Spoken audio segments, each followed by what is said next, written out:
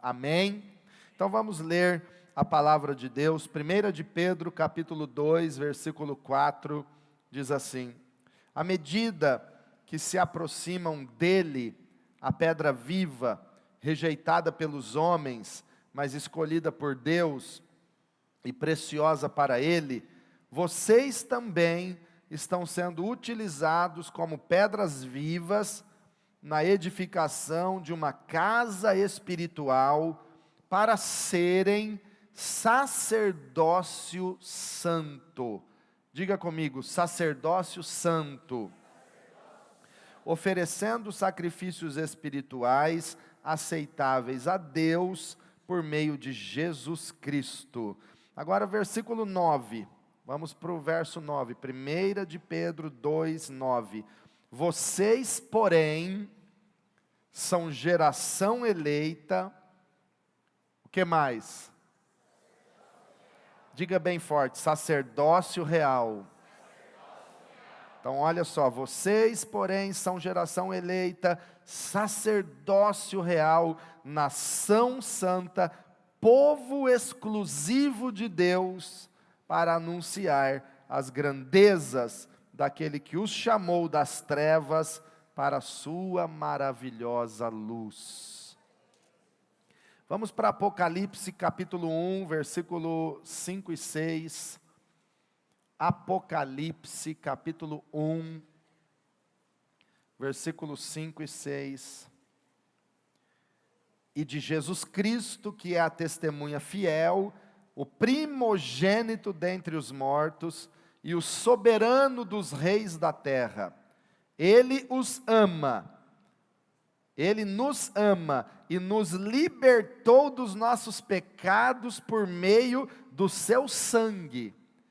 Tem alguém aqui que crê e recebe esse amor, que Ele nos ama, e com o seu sangue, Ele nos libertou dos nossos pecados? É Jesus. Versículo 6. E nos constituiu reino e sacerdotes. Diga, e nos constituiu reino e sacerdotes, para servir a seu Deus e Pai. A Ele sejam glória e poder para todo o sempre. Amém. Senhor, fale conosco através da Tua palavra, da Tua unção liberada sobre nós nesta noite, e que possamos ser tomados pelo Teu poder, pela Tua verdade, pela Tua palavra, Pai. Nós Te damos toda a honra, toda a glória, entregamos, Senhor, todo o nosso ser nas Tuas mãos, que todo pensamento seja levado cativo à obediência de Cristo pela palavra do Senhor. Abre os olhos do nosso entendimento, Senhor, e nos conceda espírito de sabedoria e de revelação no pleno conhecimento do Senhor, que sejamos todos corroborados pelo Teu Espírito no homem interior, e que possamos compreender a esperança da nossa vocação, a grandeza do Teu poder que opera em nós, e as riquezas da herança que possuímos na presença do Senhor. Pai, em nome de Jesus, amém, graças a Deus. Irmãos, esses textos que nós acabamos de ler, nos dizem, a palavra de Deus nos diz, que nós somos sacerdotes do Senhor. Reino e sacerdotes, sacerdócio santo. Nós somos o povo que Deus escolheu, que Deus chamou para ser sacerdotes. Desde o Antigo Testamento, quando Deus tirou o povo de Israel da escravidão no Egito, Deus tinha o propósito de fazer de todo o povo de Israel uma nação sacerdotal. Mas eles ficaram com medo. Eles disseram: Moisés, vai você, fala com Deus você, e anuncie para nós as palavras de Deus. e o povo então não entendeu a grandeza do propósito que Deus tinha para eles, e então Deus elegeu apenas uma tribo de Israel para serem consagrados como sacerdotes do Senhor. Deus escolheu então apenas a tribo de Levi, ou os levitas como chamamos, para que eles fossem uma tribo de sacerdote entre as 12 tribos de Israel. Mas o propósito de Deus se cumpriu no Novo Testamento, após a vinda de Jesus, a morte e a ressurreição de Jesus, quando Deus estabeleceu o seu povo na terra, os seus fiéis na terra, que somos nós, que é a igreja, que são os crentes lavados e remidos no sangue de Jesus, para formar o seu propósito, pelo qual todos nós somos sacerdotes do Senhor. Agora não é uma nação, aliás, não é apenas uma tribo de sacerdotes em uma nação da terra. Agora não são apenas os líderes que são escolhidos por Deus para serem sacerdotes, mas a Bíblia diz que todos nós somos chamados por Deus, estabelecidos por Deus para sermos sacerdotes do Senhor. Você pode levantar sua mão e dizer: todos nós fomos constituídos pelo Senhor Deus como sacerdotes. Amém? Você está assentado ao lado de um sacerdote, ao lado de uma sacerdotisa. Nós todos somos sacerdotes do Senhor. Esse é o propósito de Deus. Nós lemos isso. Jesus nos comprou, nos libertou com o seu sangue. Ele nos amou e nos constituiu reino e sacerdotes. Isso é um privilégio, irmãos. Isso é um privilégio. Eu quero voltar um pouco com você na história do Antigo Testamento, quando Deus estabeleceu a tribo de Levi para serem sacerdotes do Senhor, como isso é importante, como isso é um privilégio para nós. Primeiramente, a tribo de Levi foi escolhida por Deus para ser sacerdote. Tinham 12 tribos, Deus escolheu uma. Era um privilégio. Eles não iam receber uma herança de território em Israel, mas eles foram escolhidos para o maior privilégio que qualquer tribo em Israel poderia ter. Era o privilégio de serem a tribo sacerdotal. Diga comigo: ser um sacerdote é uma honra, é um privilégio. Então, irmãos, é uma escolha de Deus. Em Hebreus capítulo 5, a Bíblia diz que ninguém toma para si esta honra, se não for escolhido por Deus. É uma honra. Quando Deus diz no Novo Testamento que todos nós, eu e você, não apenas os pastores, não apenas os líderes de células, não apenas os obreiros da igreja, mas todo cristão lavado e remido no sangue de Jesus Cristo é um sacerdote. Isso é um motivo de nos alegrarmos, isso é um motivo de nos sentirmos escolhidos por Deus e privilegiados de receber esta honra e dizer: eu sou sacerdote do Senhor. Em Isaías 61, o Espírito Santo já predisse que nós seríamos chamados sacerdotes do Senhor. Isso é uma honra, irmãos. É mais ou menos aquilo que Jesus falou em João 15: não foram vocês que me escolheram, mas eu escolhi vocês, e nomeei vocês, e enviei vocês, para que vocês vão e deem fruto, e o fruto de vocês permaneça, a fim de que tudo, olha bem, tudo o que vocês pedirem ao Pai, Ele conceda a vocês. Isso é um privilégio de ser um sacerdote escolhido por Jesus. É um privilégio. Se você está aplaudindo a Deus pela honra de ser escolhido, aplauda de verdade. Aleluia! é sacerdote do Senhor. É sacerdote de Deus, é uma escolha, é maravilhoso. E sabe qual é o maior propósito de um sacerdote? A maior finalidade dessa escolha de Deus? Para que Deus escolheu uma tribo sacerdotal no Antigo Testamento? Para que Deus escolheu eu e você para sermos sacerdotes dele no Novo Testamento, na igreja, nesta nova aliança? Qual a principal causa, qual a principal finalidade de Deus nos escolher como sacerdotes? É para estar perto dele, é para entrar na presença dele. Os sacerdotes eram os únicos que tinham o direito de entrar na presença de Deus. Naquela época, representados pelo templo ou pelo tabernáculo, no lugar santo, onde tinha a mesa dos pães, o candeeiro de ouro, o altar do incenso. Só os sacerdotes podiam entrar no lugar santo.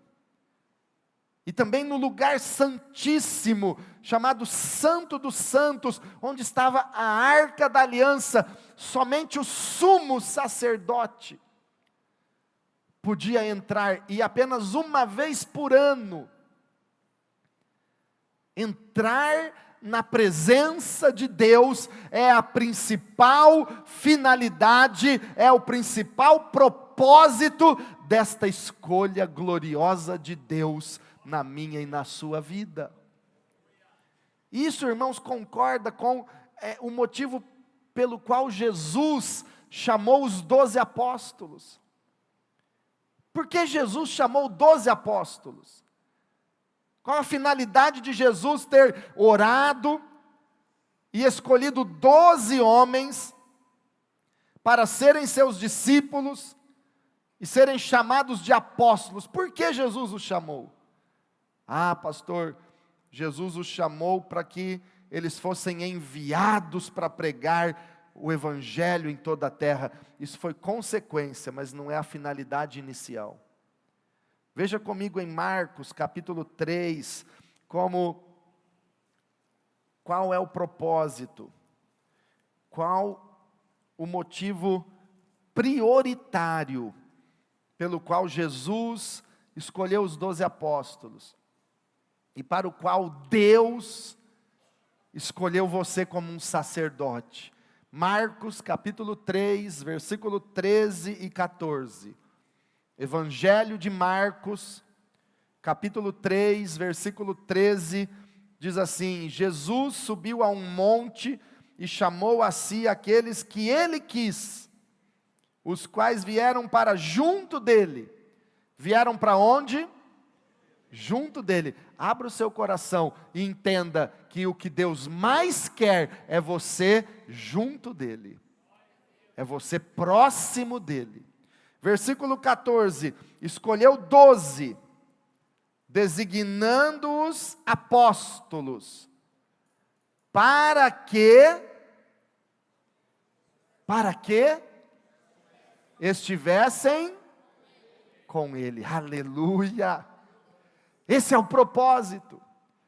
Jesus não escolheu 12 primeiramente para enviá-los, não. Jesus escolheu 12 para que eles estivessem com ele. E isso agora vale para mim e para a sua vida. Jesus escolheu você para que você esteja com ele, junto dele, ao lado dele, perto dele, em intimidade com ele, e ele com você, ao teu lado, perto de você, para você estar na presença desse Senhor maravilhoso. Aleluia! É para estar junto dele. O grande privilégio e propósito de um sacerdote é estar com ele, com Deus, na presença de Deus, desfrutando de intimidade e de relacionamento com ele. Esse é o propósito. É por isso que, quando você lê a Bíblia a respeito da da vida dos sacerdotes, como deveria ser a vida de um sacerdote, você vê que era necessário uma consagração e uma santificação completa para que eles exercessem o sacerdócio.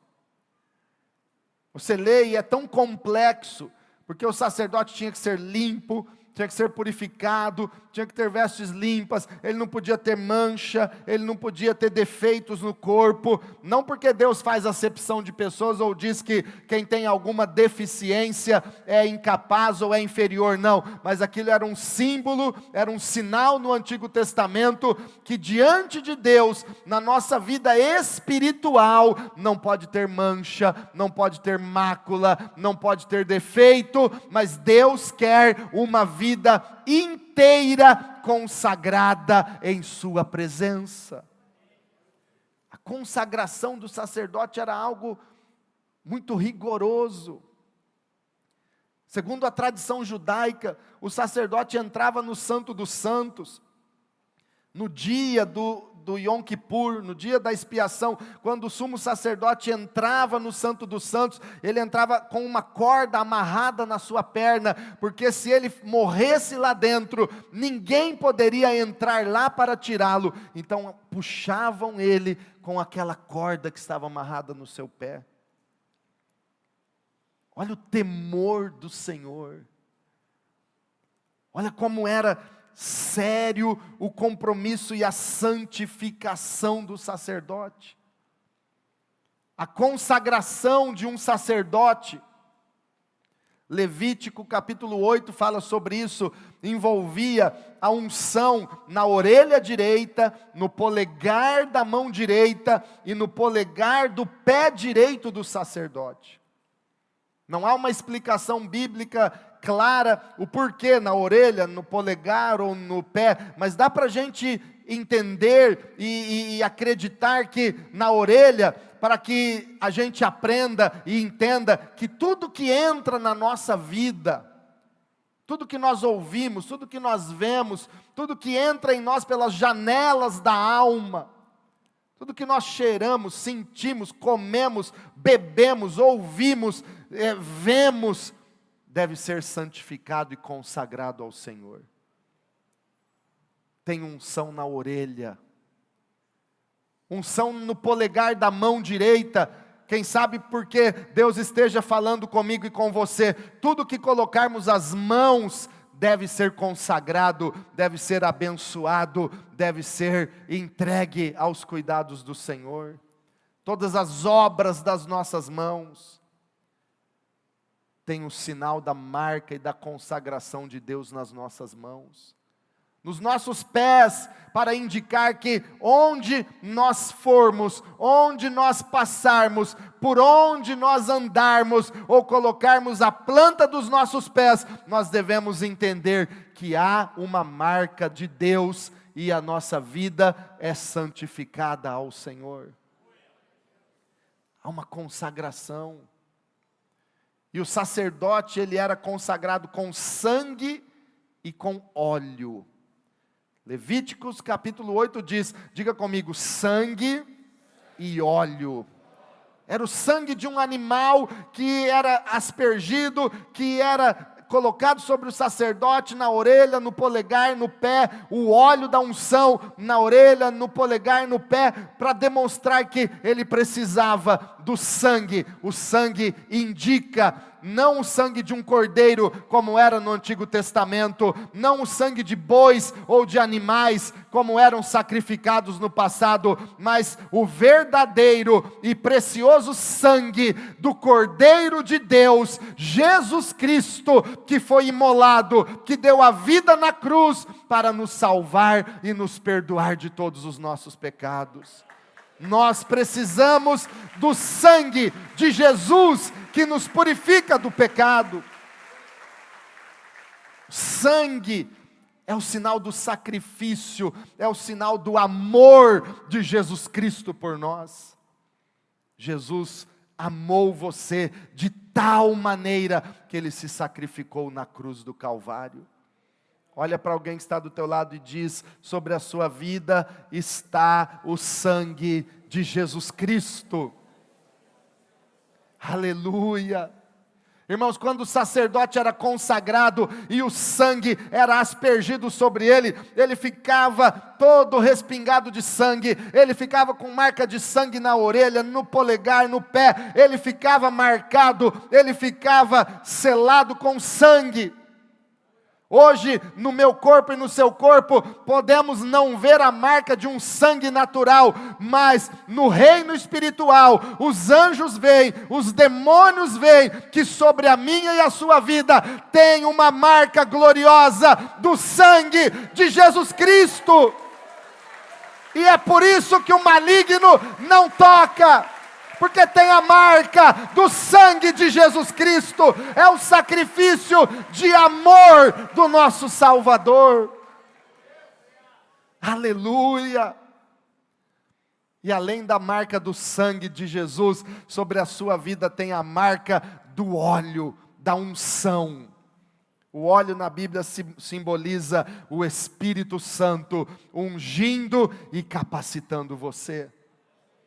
Tem unção do Espírito Santo na sua vida, tem marca de óleo na sua vida, como diz o Salmo 133, é o óleo precioso que desce da cabeça, escorre pela barba e vai até a orla das vestes de Arão, o sacerdote. Este óleo da unção está sobre a vida de todo sacerdote na presença de Deus. Tem marca do óleo sobre você, você tem a unção de Deus, você tem a bênção de Deus, você tem a autoridade de Deus sobre a sua vida.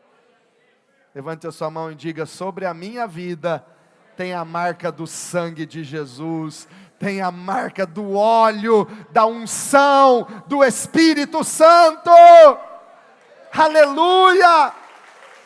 É sacerdote.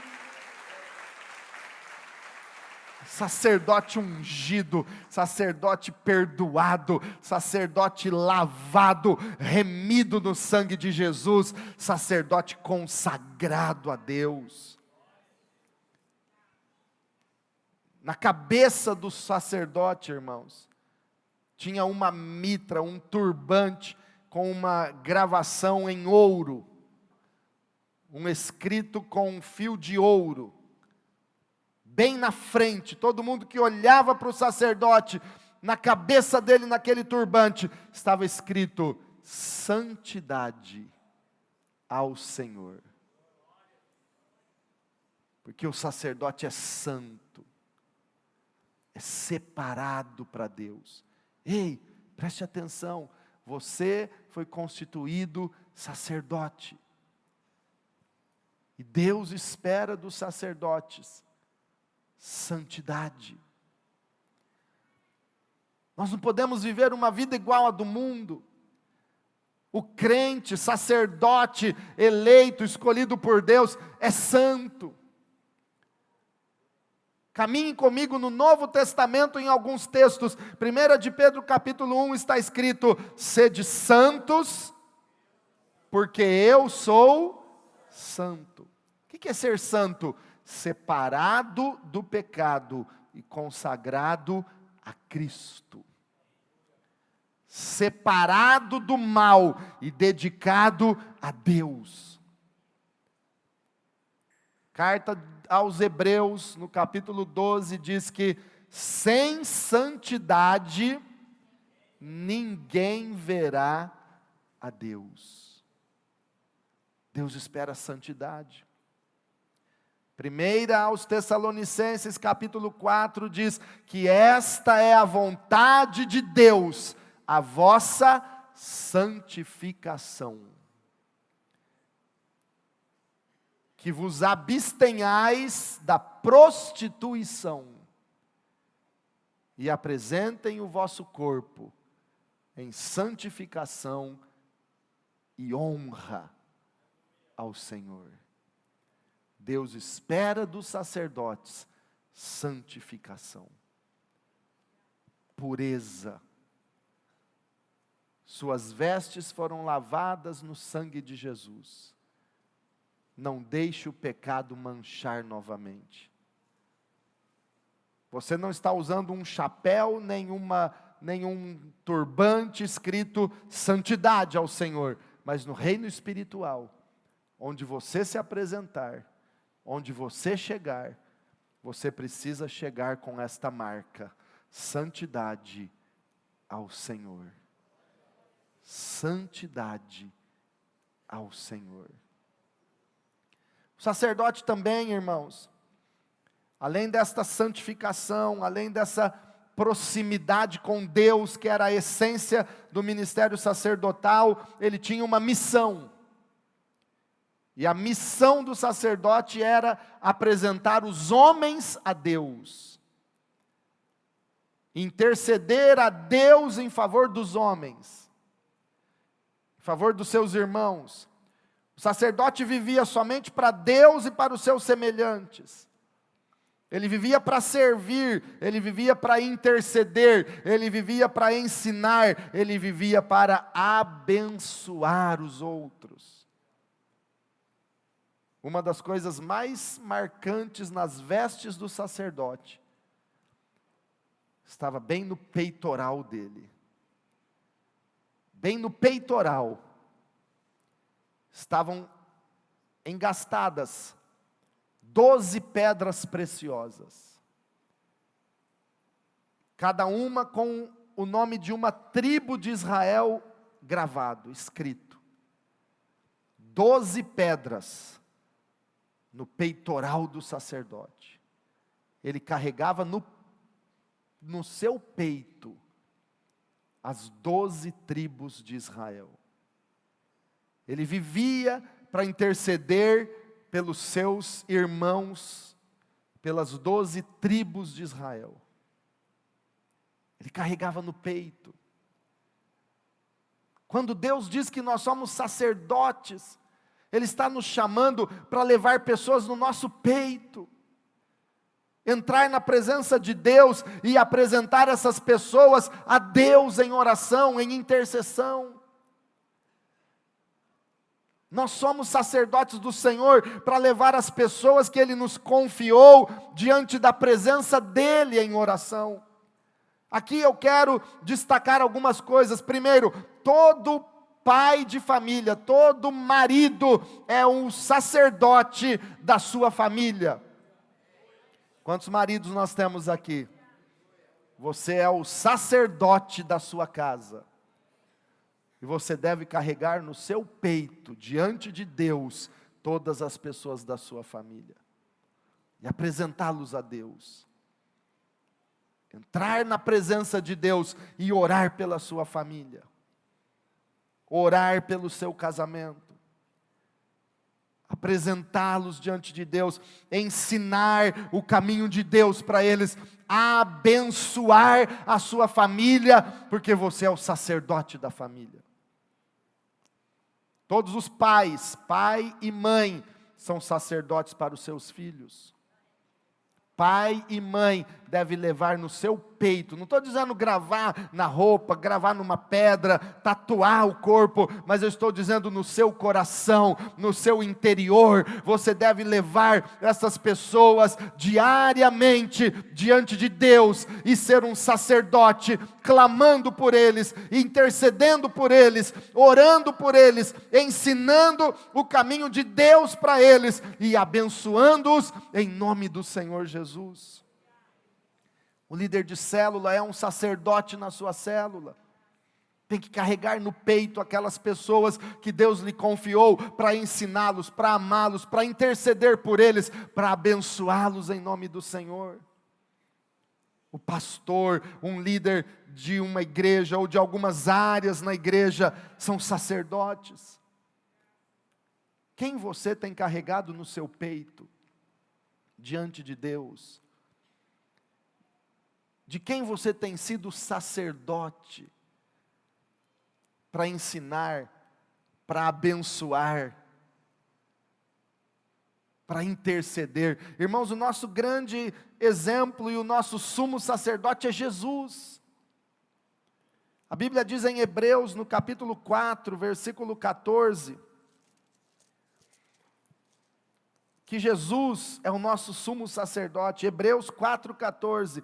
Portanto, visto que temos um grande sumo sacerdote, que adentrou os céus, Jesus, o Filho de Deus, apeguemo-nos com toda a firmeza à fé que professamos, pois não temos um sumo sacerdote que não possa compadecer-se das nossas fraquezas, mas sim alguém que, como nós, passou por todo tipo de tentação, porém sem pecado. Assim, aproximemo-nos do trono da graça com toda a confiança, a fim de recebermos misericórdia e encontrarmos graça que nos ajude no momento da necessidade. Diga comigo: Jesus é o meu sumo sacerdote. E o que é que Jesus continua fazendo no céu até hoje? Ou será que Jesus está lá no céu agora, só sentado, falando: Pai, eu quero agora um suco gelado de laranja. Anjo fulano, Miguel, eu quero um churrasco de picanha. Porque Jesus come. Quando ele ressuscitou e foi encontrar os discípulos na praia do mar da Galileia, o que ele fez? Ele assou pães e peixes e comeu com eles. Ou Jesus não come mais? Está escrito que ele come. Então ele está lá no céu agora, só, Miguel, traz aí uma lasanha saborosa. Não, sabe o que Jesus está fazendo no céu? Romanos capítulo 8 diz que Jesus está à direita do Pai e intercede por nós. Sabe o que Jesus mais faz em toda a sua vida? Ele ora, ele intercede por nós, porque ele é o sumo sacerdote que nos leva no seu peito diante da presença do Pai. Hebreus capítulo 7, versículo 25. Esse texto é glorioso, é revelador. Hebreus 7, 25. Portanto, ele é capaz de salvar definitivamente aqueles que por meio dele aproximam-se de Deus, pois vive sempre para interceder por eles. Jesus vive sempre para quê? Para interceder por nós. Aí a grande pergunta é: nós, eu, você, como sacerdotes de Deus nesta geração, estamos vivendo para interceder por quem? Essa é a missão mais importante da sua vida. É ser um sacerdote e estar alinhado com o sumo sacerdote Jesus e carregar no seu peito as pessoas que Deus confiou a ti, sua família, seus filhos. Irmãos, no dia do juízo, tantos pais rangerão os dentes e se lamentarão amargamente, quando Deus cobrar deles o que fizeram e não cuidaram, não amaram e não ensinaram seus filhos que Deus lhes confiou. Quem você carrega no peito? Líderes religiosos. Quem você carrega no seu peitoral? Quantas pedras, quantas vidas, quantas tribos você tem carregado no seu peito, diante da presença do Deus Todo-Poderoso, para ser um sacerdote, orando, intercedendo, ensinando. E acima de tudo, abençoando. Porque uma das coisas principais que o sacerdote deveria fazer para os seus semelhantes, para as pessoas que ele carregava no peito e orava e intercedia, era abençoar. Só que tome muito cuidado, irmãos, o diabo é sujo e ele anda destruindo essa cultura de bênção. E infiltrando até mesmo no meio do povo de Deus uma cultura de maldição. O diabo tem levado pessoas a usar a sua boca para amaldiçoar. Escute uma grande verdade: tudo o que você fala sobre alguém de forma negativa ou de forma destrutiva é uma maldição. Você está amaldiçoando. E se você é um sacerdote sobre essas pessoas, você tem autoridade, aquela maldição vai causar dano naquelas vidas. Tudo que você fala é fonte de bênção ou de maldição. Provérbios de Salomão diz que a vida e a morte estão no poder da língua. O apóstolo Tiago escreve que da mesma boca procede bênção ou maldição, e ele diz que ainda isso é na igreja, e ele conclui o texto dizendo: irmãos, não convém que isso seja assim. Porque irmãos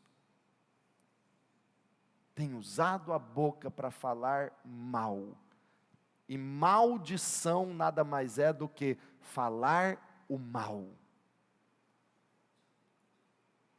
O diabo quer destruir a cultura da bênção. Você olha para as escrituras na antiguidade, como a cultura da bênção era prioridade, era valorizada. Jacó fez de tudo, até o que ele não deveria ter feito, ele fez, porque ele queria ser abençoado pelo seu pai. Ele queria a bênção do pai. Eu me lembro que quando eu era criança, eu fui ensinado a pedir bênção para os meus familiares mais velhos. Quem aqui pediu bênção, ou pede bênção para os mais velhos? Para o avô, para a avó. Irmãos, essa cultura tem acabado nos nossos dias. Tem acabado. As pessoas amaldiçoam e não abençoam. No Sermão do Monte, principal sermão de Jesus, ele falando sobre o amor ao próximo, ele disse: amem os seus inimigos, abençoem os seus inimigos e não os amaldiçoem. Irmãos, nem os nossos inimigos, se é que os temos, nem eles nós podemos amaldiçoar. E muito pelo contrário, Jesus disse: abençoe os seus inimigos. Sabe por quê? Porque você é sacerdote. E sacerdote é chamado para abençoar. E eu quero concluir pedindo para você ficar de pé e ler comigo em Números, livro de Números, capítulo 6. Sacerdote é para abençoar. Fala para quem está aí do teu lado: sacerdote é chamado para abençoar. Números capítulo 6, versículo 22. O Senhor disse a Moisés: diga a Arão e a seus filhos. Quem era Arão e seus filhos? Sacerdotes. Diga a Arão e seus filhos: assim vocês abençoarão os israelitas. Versículo 24. O Senhor te abençoe e te guarde. O Senhor faça resplandecer o seu rosto sobre ti e te conceda graça. O Senhor volte para ti o seu rosto e te dê paz. Assim eles invocarão o meu nome sobre os israelitas e eu os abençoarei. Sacerdote, quando você abençoa, em nome do Senhor, Deus abençoa. Deus abençoa. Quero convidar você, como um sacerdote de Deus nesse momento, primeiro, a entrar na presença gloriosa do Pai. Você tem esse direito. Você tem o direito de entrar no Santo dos Santos, lá do céu agora. porque o sangue de Jesus te purifica de todo pecado e torna você apto, digno de entrar na presença mais gloriosa que alguém pode entrar. Não é na presença de um rei, não é na presença de um presidente, não é na presença de um multimilionário, é na presença do Deus vivo, Criador dos céus e da terra.